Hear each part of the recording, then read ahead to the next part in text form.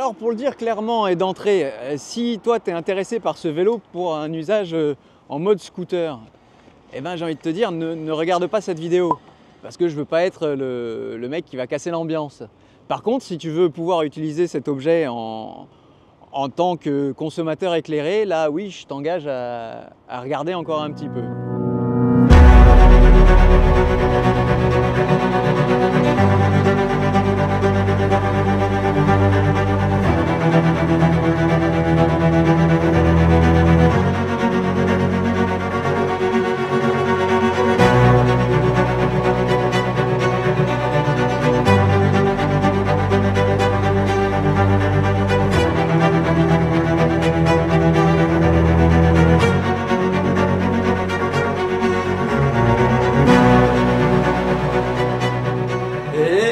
Salut à toi! Alors cette semaine, crois-moi, j'avais prévu de pas passer par quatre chemins pour te parler d'un vélo qui présente beaucoup d'atouts et beaucoup d'attraits, le E26 ST, que la marque d'ailleurs Engwe m'a envoyé pour que je puisse moi le tester et t'en parler.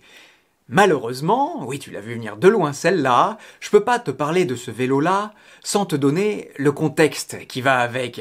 Oui, pour t'éviter, toi, les mauvaises surprises si t'es intéressé et que le look et les spécifications du vélo seraient prêtes à te faire chavirer. Alors en effet, si tu veux en savoir plus sur le sujet, reste avec moi et c'est parti! Le E26 donc, c'est un vélo à assistance électrique avec un déclenchement du moteur par capteur de rotation, là où parfois, chez d'autres vélos, c'est plutôt par capteur de pression. Et tu vas vite comprendre pourquoi, d'entrée, je te donne cette information. Juste pour te montrer, regarde.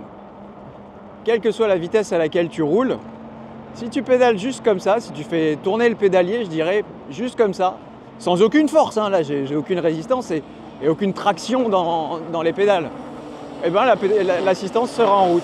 Bon, je pense que c'est pas vraiment un vélo fait pour les gens qui aiment le vélo, voilà. Mais par contre, c'est un super objet pour se déplacer, si tant est que ce soit légal à l'arrivée. Et selon moi, un des inconvénients majeurs à avoir une assistance par capteur de rotation, c'est le manque absolu de précision. C'est-à-dire que l'assistance va se mettre en route une seconde, voire une seconde et demie après que tu aies commencé à pédaler. Elle va s'enclencher de façon complètement intempestive et toi tu pourras que la subir, pas du tout la contrôler. Qu'est-ce que ça veut dire capteur de rotation? Bah c'est que l'assistance du vélo s'enclenche quand le capteur détecte que tu es déjà en train de rouler. Oui, que le pédalier est déjà en train de tourner. Et donc, on n'a pas d'assistance au démarrage quand on est à l'arrêt. Donc là tu vois, je me suis arrêté au feu rouge. J'ai une voiture derrière moi et je suis en démarrage en côte. Ça va pas durer longtemps mais on va voir comment je vais m'en sortir. Je suis en première vitesse là-haut, j'ai pas la molette actionnée. Oui. On va voir comment... si je me fais klaxonner. Allez, on y va. Oh punaise. Franchement, c'est impossible. Et attention, si je te parle du manque de fluidité au démarrage, c'est pas que pour mon petit confort, non. C'est vraiment une question de sécurité. Tu le sais bien, en ville, au feu rouge, quand il passe au vert, ton espérance de tranquillité est très courte avant de te faire klaxonner et doubler de tous les côtés. Alors, sur tous les VAE du marché, il y a une option d'aide au démarrage qui permet aussi de faire avancer le vélo quand on marche à côté. Sur le E26, en appuyant 3 secondes sur le bouton, on peut aussi activer cette fonction. Le vélo, il se met à avancer tout seul. Je suis pas du tout en train de pédaler, je suis en train de marcher à côté. Et donc, pour essayer de comprendre comment tout ça marchait, j'ai essayé de trouver un texte de loi. J'ai demandé à la police nationale, à la police municipale, j'ai même appelé le ministère. Et personne n'a su me répondre. Dans aucun texte de loi, il n'est stipulé que tu as le droit d'avoir une assistance jusqu'à 6 km/h. La seule chose qui pourrait exister, c'est en effet la norme. La norme combien? 15 194 peut-être, qui encadre l'homologation, je crois, des VAE. Sauf que quand je suis sur le vélo, que le feu passe au vert et que j'ai tout le monde derrière, si j'appuie, il faut que j'attende 3 secondes, et puis ça démarre, et puis après je peux commencer à pédaler. Et alors franchement, si on veut vraiment une aide au pédalage, bah, y a la poignée, ça démarre, hop, après tu lâches la poignée et le moteur a pris le relais. Mais franchement, autant c'est pratique quand on veut marcher à côté, autant c'est pas exactement adapté à la situation dont je te parlais, parce que justement il faut attendre 3 secondes avant que ça démarre. Mais par contre, si on regarde de l'autre côté du guidon, sur l'autre poignée, qu'est-ce qu'on voit? Un accélérateur, youpi! Oui, c'est exactement ce qu'il me fallait pour régler le problème de fluidité et donc de praticité et de sécurité au démarrage. Sauf que, Quand on reçoit le vélo, en France en tout cas, cette molette d'accélération, elle est totalement désactivée. Alors, il faut faire une manipulation pour la faire fonctionner. Cette fameuse poignée là, objet de tous les dangers, tu vois bien, là je suis en mode 1, elle n'est pas actionnée. Comment je fais? J'éteins le vélo, j'actionne la poignée à fond et je freine en même temps. Ok? De l'autre côté, j'appuie sur le bouton pour allumer le vélo. On voit bien que le vélo va s'allumer. Et là, je vais tomber sur une erreur 25. Pendant cette erreur 25, je vais rester 10 secondes en position. Poignée d'accélération enclenchée avec le frein. Je ne sais pas trop à combien je suis, on va dire 5, 6, 7, 8, 9, 10. Je lâche tout, j'éteins le vélo, j'enlève la béquille pour ne pas me la prendre dans la malléole, je rallume le vélo, j'engage le premier mode, tu vois c'est là que tu as les modes, hein. Tu peux monter jusqu'à 5 et descendre jusqu'à 0. Et là, hop, voilà. Tu vois, c'est franchement pas compliqué à mettre et l'avantage c'est qu'à l'inverse, c'est pas du tout compliqué à enlever, c'est la même manipulation qu'il faut faire. Attention, cette option d'aide dont disposent tous les VAE du marché, elle doit être bridée à 6 km/h pour rester dans le cadre de la légalité. Mais pour le moment, moi, j'ai pas trouvé de moyen de régler la limite de vitesse de l'accélérateur indépendamment de la limite de vitesse générale du vélo. Donc en l'état, la poignée pourra me faire accélérer comme ça jusqu'à 25 km/h. 25 km/h, c'est la limite de vitesse légale pour tous les VAE. Oui, et donc là je pourrais le faire sans jamais avoir à pédaler. Bon, alors tiens-toi bien, après 2 semaines de tests, de recherche intense sur le sujet, je viens de découvrir qu'en fait la poignée n'est réglée, ne peut nous amener qu'à une certaine proportion de la vitesse qu'on a réglée dans le menu. Quand je suis réglé là à 25 km/h dans le menu, que je veux accélérer avec la poignée, en fait la poignée ne m'amènera pas à 25 km/h, non, mais aux alentours de voilà, 15-16. Bon, je crois que vraiment une parenthèse s'impose de toi à moi. Qu'est-ce qui s'est passé? On m'a envoyé un VAE sorti de carton, il était très bien comme ça, sauf que moi, pour être au plus proche de l'usage que les gens qui vont acheter cet objet vont avoir avec, j'ai voulu le détourner. Et j'ai voulu, tout le sujet de cette vidéo-là, c'est de trouver une case à l'objet pour que toi, après, tu puisses t'en servir, débrider et tout ça, sans être inquiété. Sauf que, on voit bien, moi je ne suis pas juriste, si toi tu l'es d'ailleurs, je t'invite grandement à t'exprimer en commentaire. Mais voilà, je pioche des informations à la fois du côté légal et à la fois du côté technique avec le vélo, je pioche les informations une à une et après je dois essayer de les recouper. Et comme je te disais, ça fait 2 semaines que je suis sur le sujet et je n'en peux plus parce que chaque jour je découvre un nouveau truc. Et à l'instant d'ailleurs, je parlais avec un ami au téléphone qui me disait « Mais attends, toutes les vitesses dont tu me parles d'habitude, c'est des vitesses qui doivent être limitées par construction. Et la vitesse de 6 km/h là, à aucun endroit, d'abord à aucun endroit, on en a entendu parler à part dans cette norme, mais il n'y a pas marqué, par construction ça doit être limité. Donc si ça se trouve, cette gâchette qui pourrait t'emmener jusqu'à 50 km/h, tu as tout à fait le droit de l'utiliser si tu t'arrêtes à 6. Et puis, quand hier j'ai demandé à la police municipale des informations sur le sujet, entre nous, ils m'ont dit « Oh ben nous, on verbalise pas pour ça, nous. » Mais tu vois bien aussi que si nous, on est paumés en tant qu'usagers, les autorités, elles sont tout autant paumées. Pourquoi? Parce qu'il n'y a rien de clair en vérité. Donc, et après on reprend la vidéo et puis j'arrêterai d'interrompre. Donc la vérité de ce vélo-là, c'est que oui, en effet, tu vas pouvoir t'en servir un peu comme tu veux et que si tu fais pas n'importe quoi et que tu n'es pas complètement idiot, tu ne devrais pas être trop inquiété. Mais voilà, moi j'ai voulu essayer de faire un exercice différent, à savoir ne pas prendre pour acquis des choses qui ne le sont pas. Et au moins, tu sortiras de cette vidéo-là, si tu l'as regardée, un peu plus éclairé. Et puis mine de rien, j'aurais pu juste te dire « Bon écoute, le vélo, paf paf, il est comme ci, il est comme ça », mais ça n'aurait pas vraiment fait avancer le schmilblick. Là au moins, je me suis posé les questions, je te les pose à toi, et puis peut-être qu'à partir de là, la réflexion est enclenchée. Ce que je pense, et après je m'arrêterai là, c'est que tous ces vélos-là, enfin tous ces objets-là, ils devraient tous être autorisés. Bon, si on était un peu plus tous en tant qu'usagers responsables et intelligents, on pourrait tous nous autoriser. Et puis après, en fonction de l'endroit où on en aurait un usage différent. Si on est sur la route, c'est vachement bien de pouvoir rouler vite pour pouvoir s'intégrer dans un trafic qui, lui, est limité à 50 km/h, voire plus. Mais si tu es sur une piste cyclable, eh ben, il faut pouvoir rouler plus doucement et il faut être assez intelligent pour accepter de rouler plus doucement. Mais on n'en est pas là. Du coup, 3 minutes, c'était un peu comme un post-scriptum au plein milieu de vidéo, mais au moins, on est sur un pied d'égalité. Et encore une fois, j'aurais pu tout simplifier. Là, je pourrais encore, là, je suis face à ma caméra, je pourrais tout reprendre de zéro, faire une vidéo de 5 minutes te disant, écoute, c'est un vélo, c'est un VAE moyen, qui a franchement d'autres fonctions pour un autre marché. Et puis, voilà, on s'en arrêterait. Toi, tu peux l'acheter si tu veux. Et puis, sache juste que c'est sur terrain privé. Voilà, le fameux terrain privé, c'est là que j'aurais pu le dire. Et la vidéo était terminée. Et donc, maintenant, c'est le moment de faire un petit rappel sur la loi. Un VAE, c'est un vélo à assistance électrique qui doit avoir un moteur auxiliaire bridé à 250 watts. Je répète, le moteur doit être auxiliaire, c'est-à-dire qu'il ne doit fonctionner qu'en soutien au pédalage et ne doit en aucun cas pouvoir être utilisé comme une poignée d'accélérateur indépendante, comme dans ce cas-là, sauf, comme je te l'ai dit, jusqu'à 6 km/h. C'est sûrement pour ça, d'ailleurs, qu'en sortie de carton, il était désactivé. Tu m'as suivi jusque-là? Alors on continue d'avancer. Un engin grâce auquel tu peux accélérer sans pédalage et avec une simple poignée jusqu'à 25 km/h, ça existe. C'est un cyclomoteur léger. Mais ça doit répondre à certaines exigences. Et les exigences sur lesquelles on va s'attarder aujourd'hui, c'est le poids inférieur à 30 kg et la longueur inférieure à 165 cm. Et tu me vois venir, Émile? Malheureusement pour nous, le E26 pèse 34 kg et mesure 195 cm de long. Et aussi, et au passage, moi, très personnellement, si je veux un VAE, c'est pour pouvoir transporter mes enfants d'un point A à un point B. Sauf que, être à deux sur un cyclomoteur léger, c'est comme sur un EDPM. C'est pas autorisé.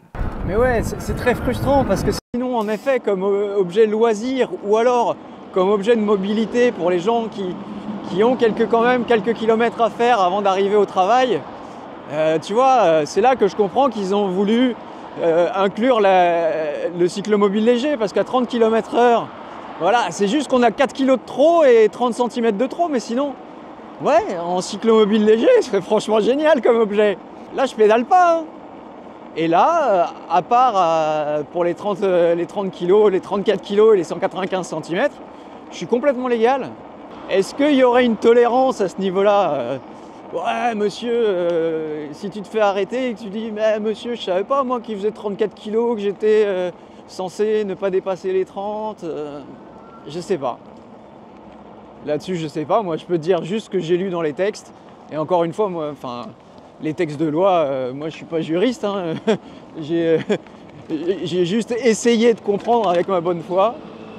Et ça se trouve, je suis passé à côté de trucs hyper importants. Mine de rien, il y en a beaucoup qui vont râler sur la réglementation. Et bien encore une fois, quand j'avais fait la vidéo sur le Super 73, ça n'existait pas cette réglementation à 30 km/h, 350 watts. Et bien maintenant, ça existe. Donc mine de rien, même si parfois je serais le premier à dire le contraire, on ne vit pas dans un pays complètement arriéré. Bref, retour à la case départ, retour à la case j'ai un très beau VAE, très lourd, sans poignée d'accélération et avec lequel il sera très difficile de démarrer juste avec le pédalier. Et si t'as compris tout ce que je viens de te dire, bon, on va partir du principe qu'on va trouver un moyen de brider l'accélérateur à 6 km/h, parce que sinon, on n'avancera jamais. Ni au propre d'ailleurs, ni au figuré. Et donc, pour parler un peu concret, ce E26 ST, c'est un monstre de VAE. La taille du bastringue, le poids du bastringue dont je t'ai déjà parlé est vraiment impressionnante. Et tous les gens d'ailleurs que tu croiseras dans la rue ne manqueront pas de te le faire remarquer. Disons que, pour passer inaperçu, il faudra repasser. Et maintenant, espérons avant l'orage, faisons le tour du propriétaire. Alors d'abord, la finition, c'est bien. Franchement, il n'y a rien à dire. Il y a juste un peu la gestion des câbles ici, où ça fait des nœuds dans tous les sens, c'est vrai. Mais sinon, la couleur, les jonctions, tout ça, ça fait bien travailler. Pour les pédales, on a des petits picots, on a une belle surface. On a les catadioptres à l'avant et à l'arrière. Le phare pour moi c'est une des options majeures de ce vélo là, il est vraiment sensationnel. Et franchement je mâche pas mes mots. Il y a point d'éloge flatteur sans liberté de blâmer, et ben là c'est le moment des éloges flatteurs. Et puis à l'arrière pareil, c'est très lumineux et en plus, hop, on a un feu de frein, c'est vraiment parfait. En fait c'est le minimum qu'on voudrait.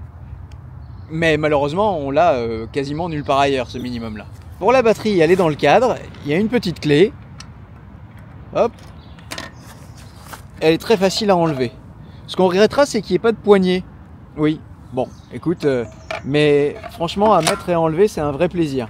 Et puis si en fait, toi, tu as une prise de charge dans ton garage, la batterie, tu n'as même pas besoin de l'enlever. Non, hop, tu as un port de charge à porter.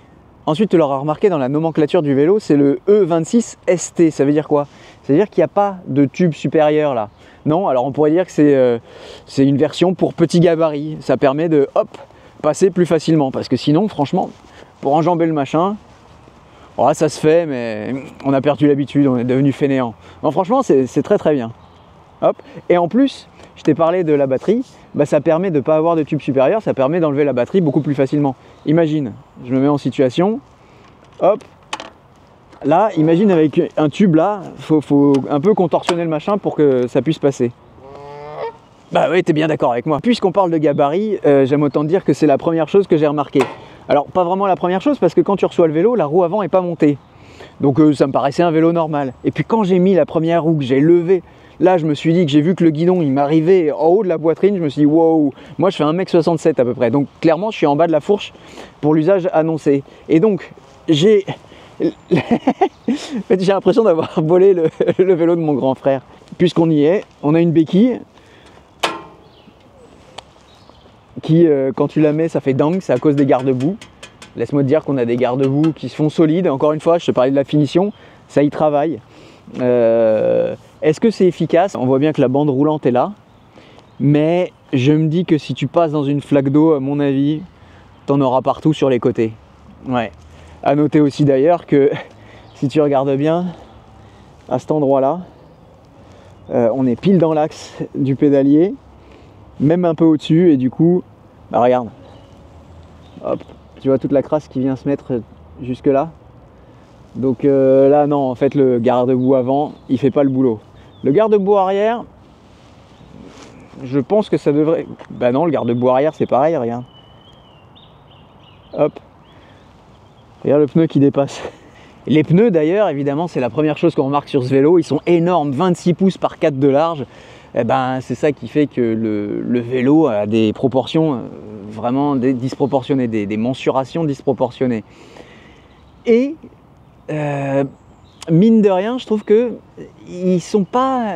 Tu sais, je m'attendais à avoir des pneus qu'on puisse vraiment sous-gonfler pour vraiment profiter d'une espèce de confort incomparable. Et pour le moment, on n'y est pas. Il faudrait que je redégonfle. Pourtant, le pneu arrière, je l'ai vraiment beaucoup dégonflé.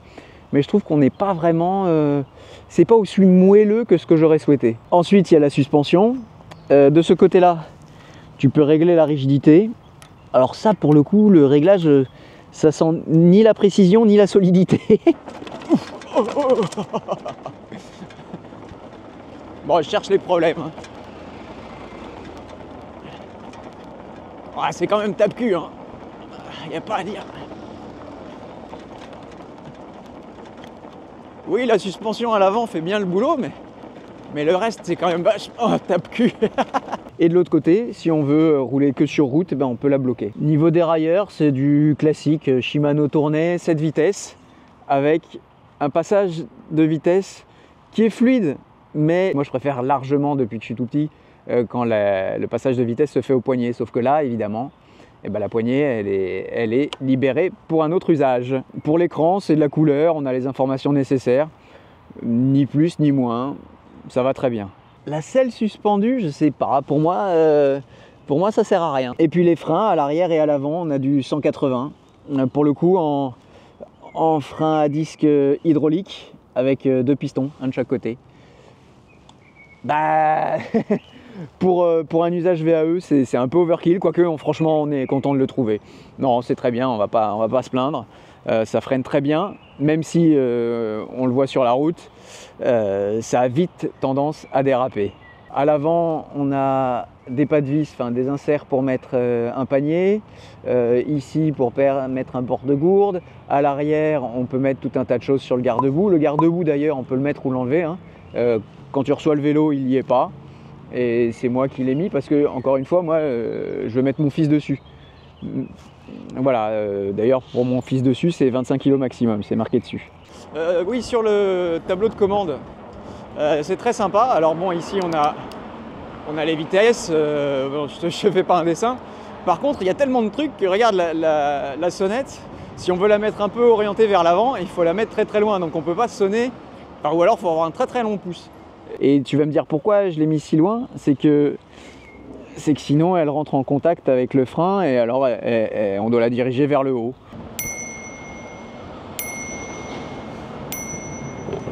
Et voilà pour le tour du propriétaire, je crois que j'ai rien oublié. On peut retourner à l'atelier. Et alors, il y a un autre truc dont je t'ai pas parlé, une option réservée selon moi aux autres marchés ou aux terrains privés, c'est que oui, ce vélo peut dépasser largement les vitesses autorisées. Un VAE doit avoir un moteur dont l'assistance s'arrête à 25 km/h ou alors quand tu arrêtes de pédaler. Oui, mais on a vu qu'on pouvait très bien actionner un accélérateur pour se passer, justement, de pédaler. Oui, mais c'est pas terminé, si on farfouille dans les menus. Si on appuie à la fois sur le plus et le moins, on arrive dans les menus.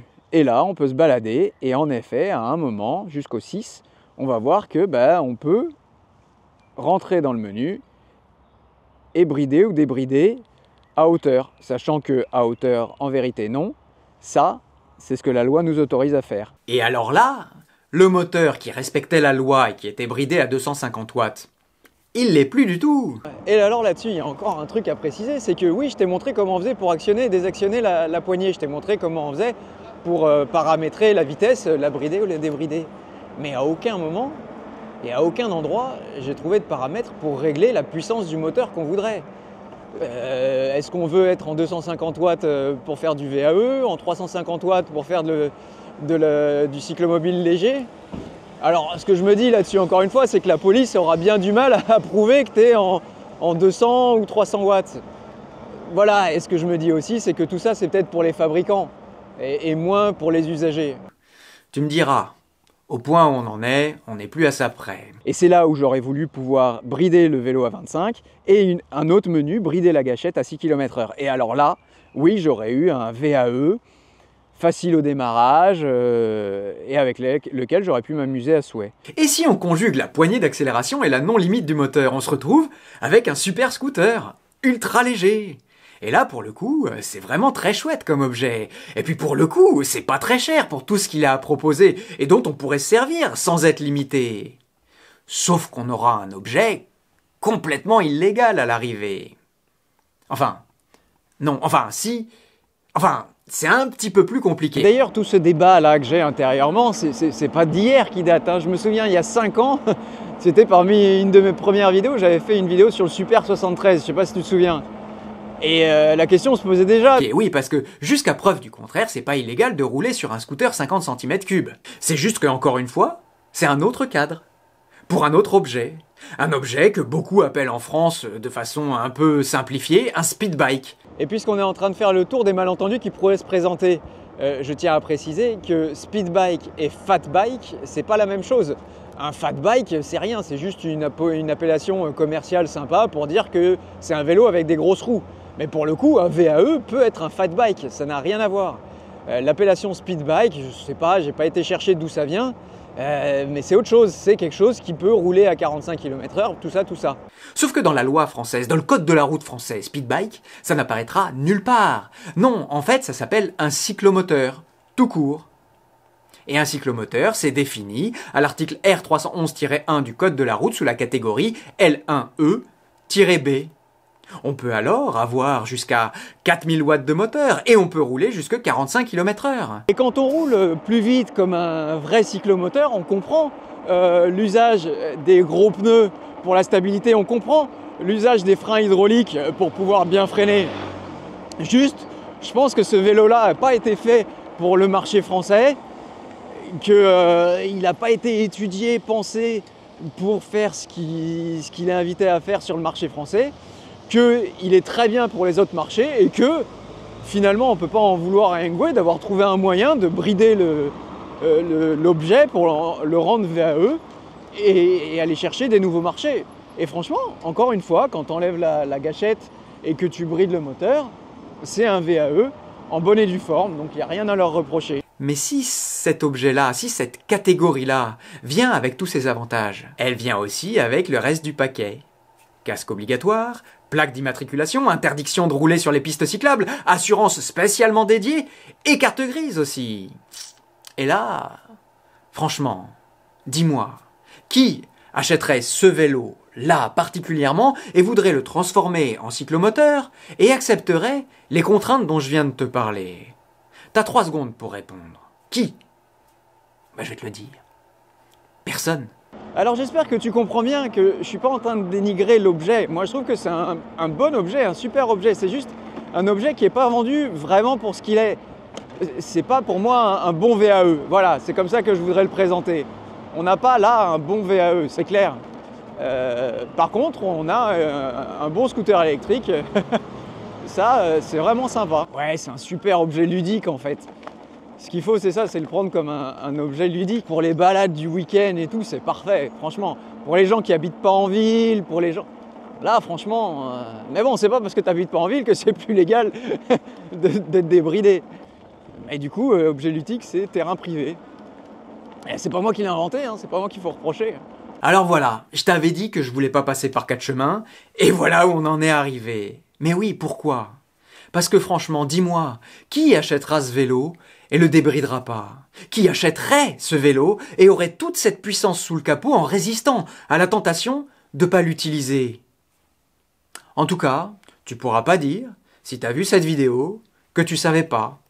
Et tu pourras aussi y penser la prochaine fois que tu te feras doubler sur une piste par un monstre comme ça et par un pilote qui pédalait pas. Cela dit, si tu te fais doubler par un monstre comme ça, peut-être qu'il fera moins de 30 kilos et qu'il fera moins de 165 cm. Et alors là, c'est un autre sujet. Et avant de conclure quand même, je dois dire que l'analyse de la situation aujourd'hui me fait penser que les pistes cyclables sont devenues un grand fourre-tout où se retrouvent des engins qui, selon moi, devraient pas cohabiter. Et même, si on reste dans la légalité, ça veut dire que un enfant ou une personne âgée, ou n'importe qui d'ailleurs, qui est sur son vélo mécanique et musculaire, va se retrouver avec des cyclomoteurs légers dont la vitesse est bridée à 25 km/h, mais qui peut aussi être propulsé sans forcer par un moteur de 350 watts. Et pendant ce temps-là, les VAE, eux, doivent pédaler et sont capés à 250 watts. Bon, je sais pas, à la fois, c'est très bien de légiférer, mais vraiment, on dirait une couverture de grand-mère à l'arrivée, en forme patchwork,